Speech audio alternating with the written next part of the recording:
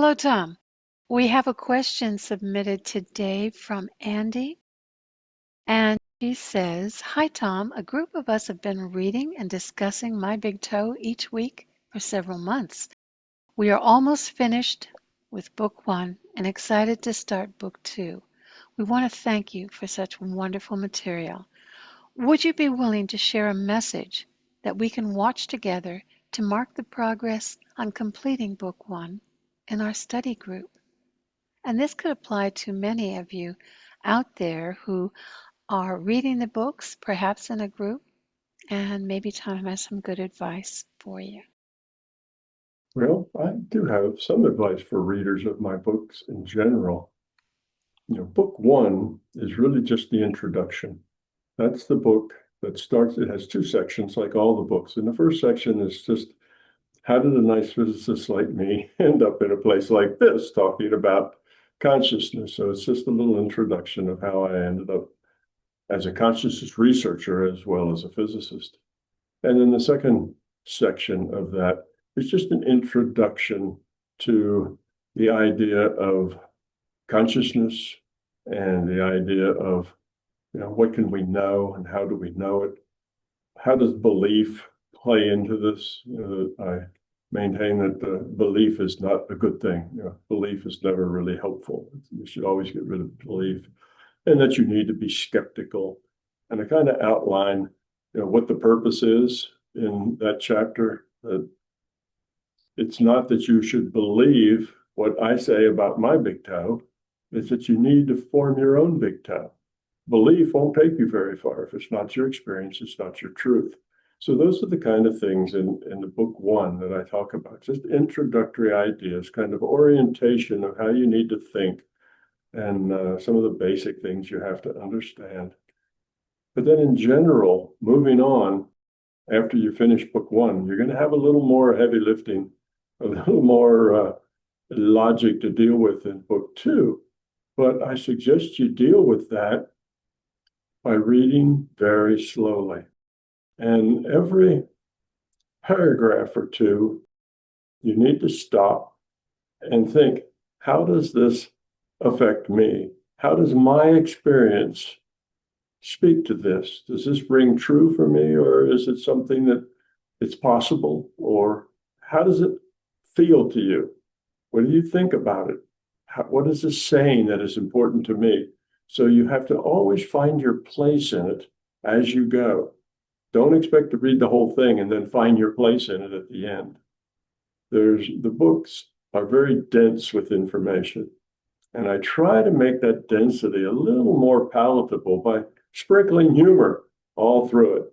So you'll find lots of jokes. Almost every 4 or 5 pages, you'll run into a joke of some sort there, something lighthearted, something fun, a quip, maybe a little sarcasm here, or just having a little fun. And that's necessary, because if you get too wound up, too tight reading it, it may be that you don't really absorb it very well. You'll just kind of be out there scrambling for understanding, but you can't really get your hands around it. So you need to read it very slowly. Think about it. So it's just like this book club.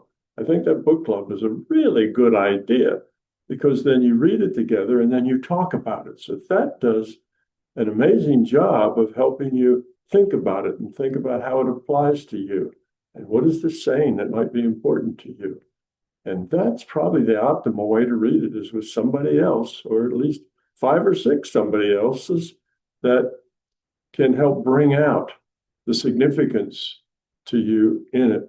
So take your time with it. The biggest mistake people make is they think it's a book like most normal books. If you're a speed reader, that's good. It gets you to the end very quickly and you don't miss much. But if you speed read My Big Toe, you probably will come out of the end and not have a very good idea what happened in the middle. You'll probably miss most of it. And it's my experience from talking to readers that most people don't get more than somewhere between 15 and about 30% of it on the first read.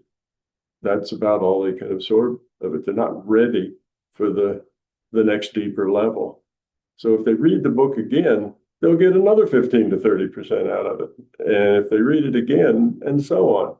And after 4 or 5 reads, you'll probably understand it pretty well, or at least as well as you're able to at this time. But that's because after you've read it for the first time, you now are more aware. You understand more, you have a bigger picture. So when you read it the second time, there's things that you read over and found no consequence to them at all. But when you read them the second time, you'll say, gee, I missed that. Where did that come from? That's really important. How did I not see that the first time or the second time? So take your time, speak with others, find somebody to discuss it with would be a really good idea. And don't rush. You might spend 6 months reading those books. Even if you read them daily, it might take that long, but you'll get so much more out of it. These books are more logical than most of the books you read. It's not just a nice story like, oh, I sailed a boat around the world. That's a nice story. But you can read that pretty quickly. And if you lose a little bit here and there, it doesn't really affect the story. But with mine, it's not like that. The pieces that you lose are pieces that are foundational, because most everything in there is foundational. So it does make a difference. And it also builds. You can't understand, section 4 until you've read section 3. And you can't understand section 5 till you've read section 4. You kind of have to go from the beginning through it. Skipping around in it will just confuse you, because it's all logically laid out to take you from no understanding whatsoever to a really good and deep understanding of the nature of reality. But it comes to a paradigm shift. It expresses a paradigm shift that is very difficult for most people to get their minds around this paradigm shift. It's not an easy thing to understand. And people who are older have a harder time with it, because it's based in metaphors that are based in computer technology and gaming. What do they call it? MMPs, multiple player models, and virtual reality. And that's all kind of new. Most people our age, Sure. Donna, never played any of those games, because we were already past the point of being game players when all of that was invented. But the young people don't have much trouble putting their mind around that, because they've been introduced to computers and computer gaming, and it's something they're more familiar with. And that just is going to get more and more true as time goes on. So in the future, the near future, people won't have so much trouble wrapping their mind around it, and as they do today. But if you're a little older, then take your time. It's a big step to take, but it works. That's the thing. When I tried to wrap my own mind around it, I found it a little difficult too. I said, this is really strange, but it works. It answers the questions. It delivers the answers. It explains everything. It really is a theory of everything. Truly is. Everything normal, everything paranormal, everything objective, and everything subjective. Everything fundamental to our life. Yeah. This will be wonderful advice as they're starting to read book 2. What kind of a message would you have to give to Andy's group that would mark their progress of having read the first book? What should the takeaway be from that? And what can you share with them that would be Well, of most course, a important? little tongue-in-cheek takeaway is I think they'll get 4 gold stars.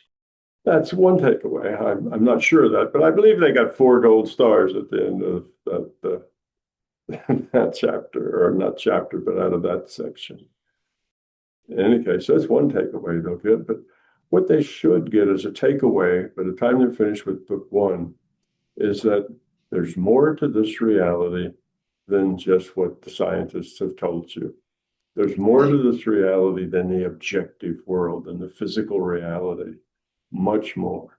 And that to understand that there is more is a very logical thing, because I point out in that first book that if you, as I say, dig with a logic shovel down into reality, what you'll always find is consciousness. What you'll always find at the root is, I guess, what people of a long time called mysticism. And mysticism is just something that most people don't understand. Color TVs would have been very mystical to, people 200 years ago. So mysticism is just an understanding of something that you don't have logic yet to understand. I'm wanting to know, but there's no logic path to it. That's what mysticism really is. So what you'll find, and what you should come away with after book one, is a realization that there are answers. This what many people would call mysticism, like the paranormal, is mystic. Well, it's not. It's got rules. It's got science. It's just as objective as anything else as far as the rules that it takes to perform them, to do them. Now, it all takes place in mind, and mind is subjective, but the rules that it follows are just like any other rules. If you can meet all the conditions and satisfy all the rules, then it's something you can do. So it is something that everybody can do. And you start to realize that things that have been called mystical for hundreds of years are actually describable in terms of science and logic, and that this big world awaits your discovery in book two. Those abilities you're speaking of are part of who we are. And the way you present that kind of unlocks that ability for those who've been curious. And you say the takeaway from the first book is that there's more to this physical reality. Well, that should be comforting, because I think now more than ever, people are seeking, there's got to be more than this, than what we see, than this paradigm that we're in. And there is more. And I think it doesn't make it easier, but it does make it clear. And when you get a bigger picture, you have something to work with and something Yeah. to hang on to that is far bigger than yourself and your viewpoint of this physical reality. I recently talked to a lady who was in the process of finishing up a movie documentary about consciousness and such subjects. And she said, well, it all boils down to the big mysteries that we just don't understand. And nobody understands those mysteries. And in a way, that's kind of beautiful that we have these mysteries that we have to deal with that no one understands. And that has a beauty all by itself. And I said, well, understanding how those mysteries work, why they work, is even more beautiful. Because what you end up with when you solve those mysteries is something that is more beautiful than you could imagine.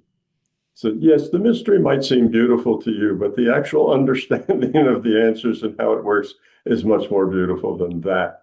So that piqued her interest in my work, and That's nice.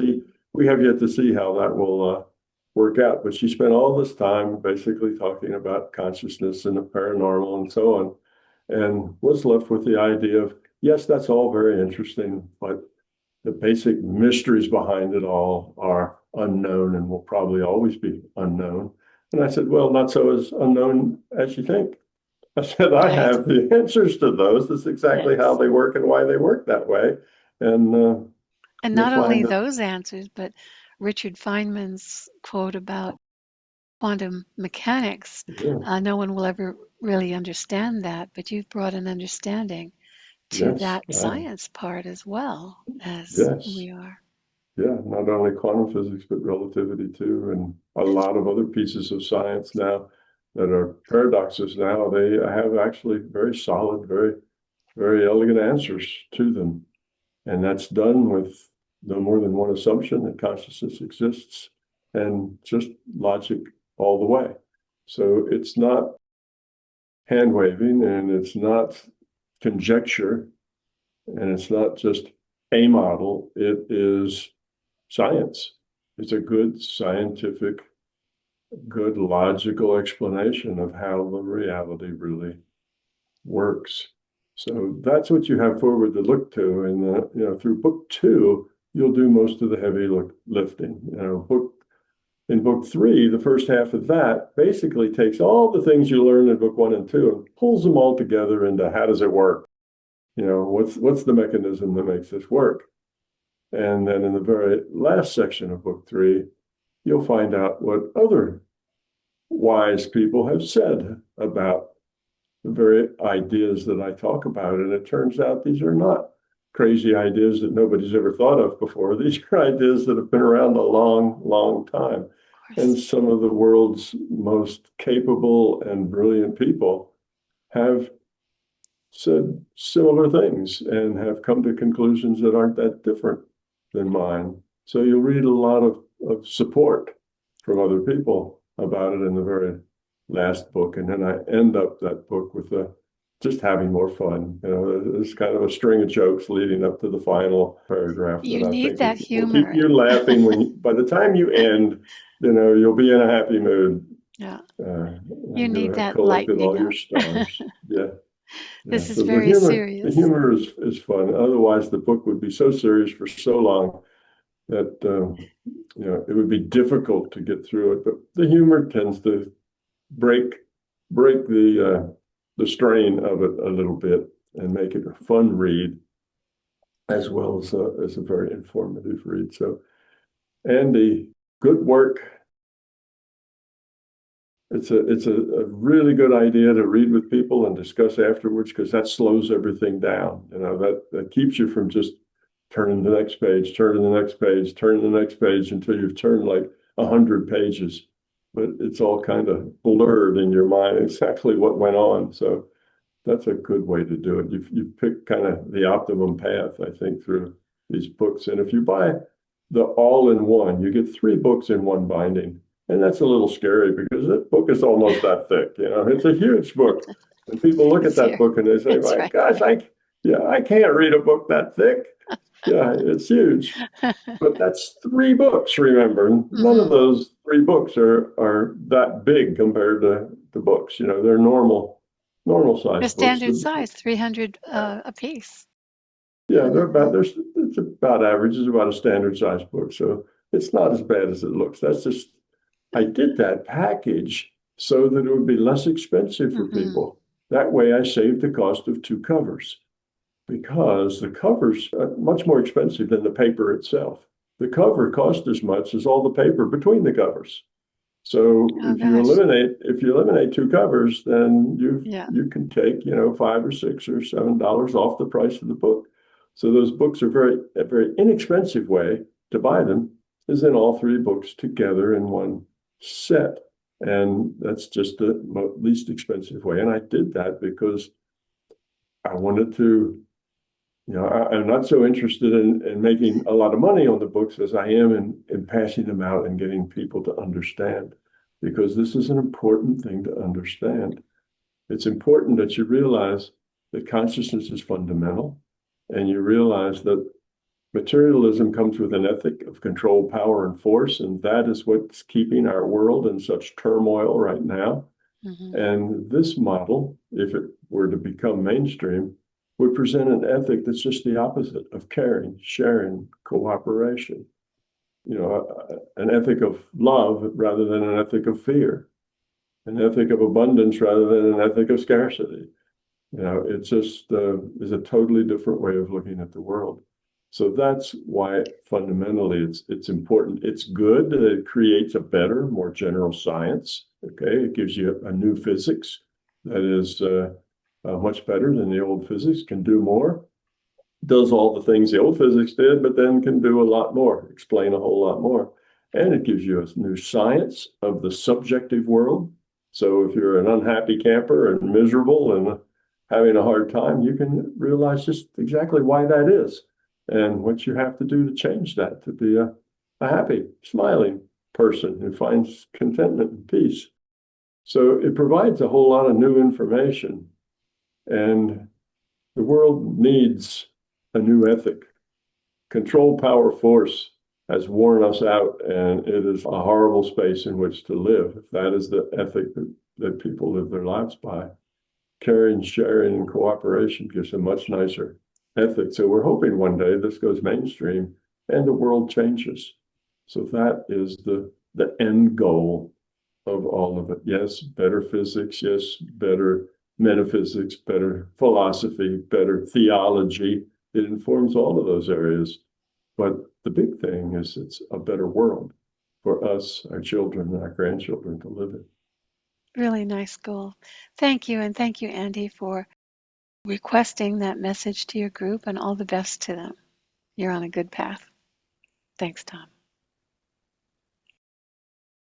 Would you like to see a better world? Get a better perspective. Balance your intellect with intuition and explore your true nature with the Exploring Consciousness and Everything Paranormal program with Thomas Campbell. In this program, you will have the benefit of Tom's vast experience and learn to access point consciousness, communicate with the larger consciousness system, remote view, use your natural ability to heal with intent, and explore reality in the out-of-body state. His famous binaural beats are included. Details are in the description below. Thank you.